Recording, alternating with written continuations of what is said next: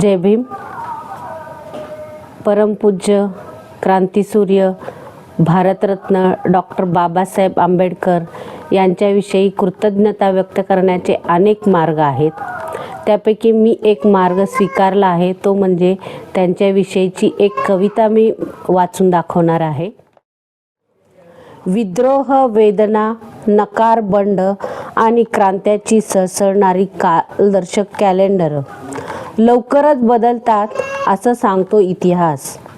इतिहास बोलत नसतो खोटं हे मान्य केल्यास 14 एप्रिल 1891 ते 14 एप्रिल 2025 ही तब्बल अनेक वर्ष भीमवर्ष म्हणून नोंदवली जातील. भारताच्या नवा इतिहासात महापुरुषांचा जन्म म्हणजे माणूस घाण्या संस्कृतीचं मरणच असतं आणि एका नव्या माणसाचा जन्म असतो.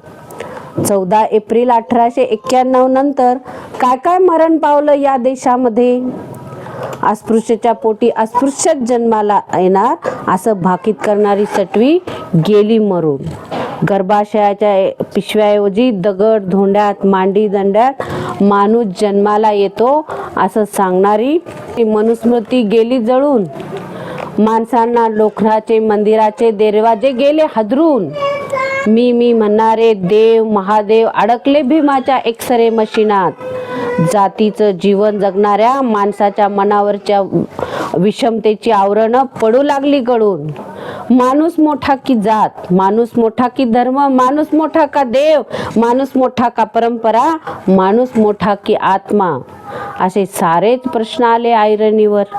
भीमटोला बसता बसता साऱ्यांचीच झाली फोरपट.